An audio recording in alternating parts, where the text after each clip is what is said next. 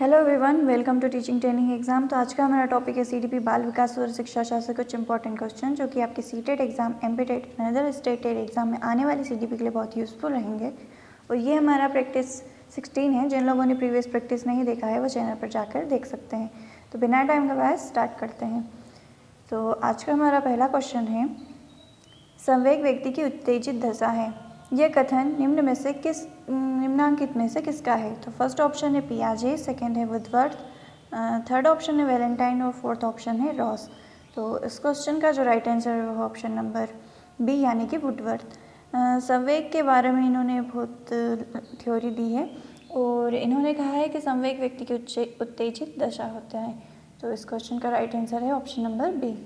Next question है, बच्चों द्वारा की जाने वाली त्रुटियों के संबंध में निम्नलिखित में से कौन सा कथन सत्य है? फर्स्ट ऑप्शन, एक शिक्षक को प्रत्येक त्रुटि पर ध्यान नहीं देना चाहिए अन्यथा पाठ्यक्रम पूरा नहीं होगा। सेकंड ऑप्शन है, प्रत्येक त्रुटि को सुधारने में बहुत अधिक समय लगेगा तथा एक शिक्षक के लिए थकाने वाले होगा। नेक्स्ट ऑप्शन है, स्वयं बच्चों द्वारा त्रुटि को सुधारा जा सकता है इसीलिए शिक्षकों को इन्हें तुरंत नहीं सुधारना चाहिए। और फोर्थ ऑप्शन है, यदि एक शिक्षक कक्षा में सभी बच्चों की त्रुटि को सुधारने योग्य नहीं है तो यह संकेत करता है कि शिक्षा व्यवस्था असफल है। तो इस क्वेश्चन का जो राइट आंसर है वो ऑप्शन नंबर डी, क्योंकि यहाँ पर बताया गया है कि अगर शिक्षक कक्षा में सभी बच्चों की त्रुटि सुधारने योग्य नहीं है तो ये इंगित करता है कि शिक्षा व्यवस्था के असफल हो रही है। तो प्रत्येक बच्चे की त्रुटि को सुधारना शिक्षक का परम कर्तव्य है। इस क्वेश्चन का जो राइट आंसर है वो है ऑप्शन नंबर डी। नेक्स्ट है, मोनिका जो एक गणित की शिक्षिका है राधिका से प्रश्न पूछती है। तो यहाँ पर क्वेश्चन दिया हुआ है, एक मोनिका है जो इसकी गणित की शिक्षिका राधिका से प्रश्न पूछती है। राधिका से कोई उत्तर न मिल पाने पर वह तुरंत मोहन से दूसरा प्रश्न पूछती है। जब उसे महसूस होता है कि मोहन उत्तर बताने में संघर्ष कर रहा है तो वह अपने प्रश्नों के शब्दों को बदलती है। मोनिका की यह प्रवृत्ति प्रदर्शित करती है कि वह, फर्स्ट ऑप्शन है, अपने सवाल के प्रति थोड़ा घबरा गई है। सेकंड ऑप्शन है, मोहन का पक्ष लेकर लिंग भूमिकाओं में रूढ़िबद्धता को बढ़ावा दे रही है। थर्ड ऑप्शन है, राधिका को किसी उलझन पूर्ण स्थिति में नहीं डालना चाह रही है। और फोर्थ ऑप्शन है, इस तथ्य से पूर्णतः परिचित है कि राधिका सवाल का जवाब देने में योग्य नहीं है। तो इस क्वेश्चन का जो राइट आंसर है वो है ऑप्शन नंबर बी, क्योंकि यहाँ पर बताया गया है कि मोनिका जो एक मैथ्स की टीचर है वो किसी लेडीज से क्वेश्चन पूछती है पर उसे लगता है कि मैथ्स किसी लेडीज़ को ज़्यादा से बेटर एक मोहन को ज़्यादा आएगा। तो इसीलिए वह अपने सवालों के शब्दों को बदलती है और पूछती है मोहन से क्वेश्चन। तो ये सब क्या प्रदर्शित करता है? ये प्रदर्शित करता है मोहन का पक्ष लेकर लिंग भूमिकाओं को रूढ़िबद्धता देना। तो इस क्वेश्चन का जो राइट आंसर है वो है option number B. Next question है, एक सशक्त विद्यालय अपने शिक्षकों में निम्नलिखित योग्यताओं में सर्वाधिक बढ़ावा देगा। फर्स्ट ऑप्शन है प्रतिस्पर्धात्मक अभिवृत्ति, सेकेंड है परीक्षण करने की प्रवृत्ति, थर्ड है स्मृति और फोर्थ है अनुशासित स्वभाव।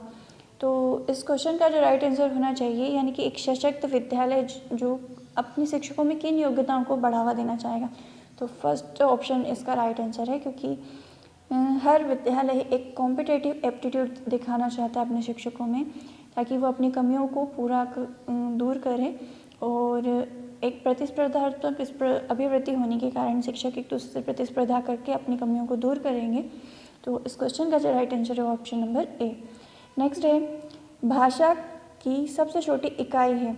तो यहाँ पर पूछा गया है कि भाषा की सबसे छोटी इकाई कौन सी है। फर्स्ट ऑप्शन है फोनिम यानी कि स्वनिम, और सेकंड ऑप्शन है संकेत प्रयोग विज्ञान यानी कि प्रैग्मेटिक्स, और थर्ड ऑप्शन है वाक्य यानी कि सेंटेंस, और फोर्थ ऑप्शन है रूपिम यानी मॉर्फिम।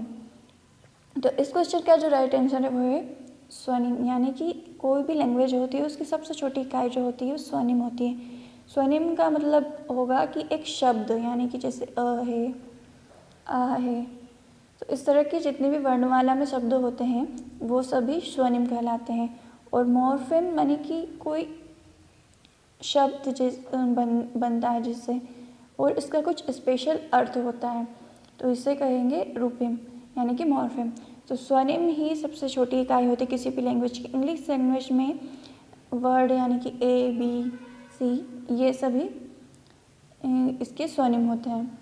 तो नेक्स्ट क्वेश्चन है, शैक्षिक विकास में मूल्यांकन का अर्थ है। फर्स्ट ऑप्शन है छात्रों की प्रगति का आकलन, सेकंड है कक्षा अभिलेखों का मूल्यांकन, थर्ड है कार्य निष्पादन का मूल्यांकन और फोर्थ ऑप्शन है ज्ञान क्षमता का मूल्यांकन।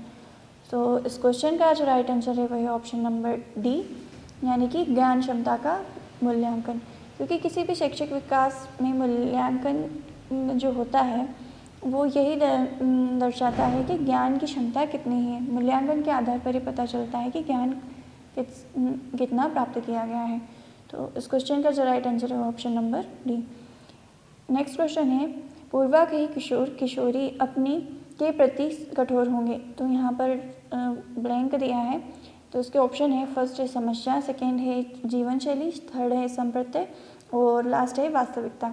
तो इस क्वेश्चन का जो राइट आंसर है वह है ऑप्शन नंबर डी यानी कि समस्या।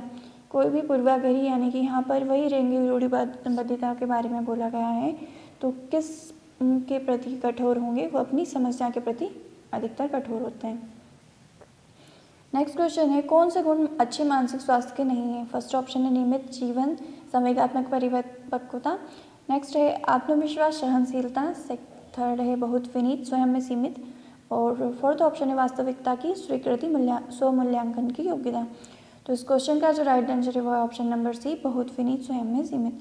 क्योंकि कोई भी मानसिक स्वास्थ्य के जो मुख्य लक्षण होते हैं वो ये नहीं होते हैं कि अपने बहुत ज़्यादा पोलाइट और अपने आप में सीमित होने के यानी कि इंट्रोवर्ट होना, तो ये बिल्कुल भी गलत ऑप्शन है।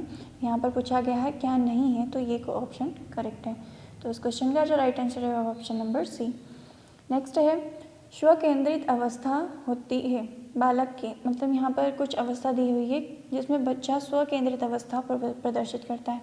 तो फर्स्ट ऑप्शन है जन्म से 2 वर्ष तक, सेकेंड है 3 से 6 वर्ष तक और थर्ड ऑप्शन है 7 वर्ष से किशोरावस्था तक और फोर्थ ऑप्शन है किशोरावस्था में। तो इस क्वेश्चन का जो राइट आंसर है वो ऑप्शन नंबर बी, यानी कि 3 से 6 वर्ष की अवस्था में पूर्व बाल्यावस्था जिसे कहते हैं। इस अवस्था में बच्चा स्वकेंद्रित होता है, यानी कि अपने आप को केंद्र मानकर दुनिया की सारी परिस्थितियों को, घटनाओं को मानता है, यानी कि जैसे अगर वो चल रहा है तो ही दुनिया चल रही है, इस तरह की उसकी भावनाएं होती हैं और उनकी सोचने की क्षमता होती है। तो इस क्वेश्चन का जो राइट आंसर है ऑप्शन नंबर बी है। लास्ट क्वेश्चन है, माँ बाप के साये से बाहर निकलकर अपने साथी बालकों की संगत को पसंद करना संबंधित है। फर्स्ट ऑप्शन है किशोरावस्था से, सेकेंड ऑप्शन है पूर्व किशोरावस्था से और थर्ड ऑप्शन है उत्तर बाल्यावस्था से और फोर्थ ऑप्शन है शैशवावस्था से। तो इस क्वेश्चन का जो राइट आंसर है वह ऑप्शन नंबर बी, यानी कि पूर्व किशोरावस्था में ही बच्चे इस तरह की प्रवृत्ति दर्शाते हैं। तो ये थे कुछ इंपॉर्टेंट क्वेश्चन जो कि आपके CTET exam, MPTET and other state exam में आने वाली सीटीपी के लिए बहुत यूज़फुल रहेगा। और आपको वीडियो अच्छा लगा हो तो प्लीज़ लाइक शेयर और सब्सक्राइब कीजिएगा। Thank you for watching.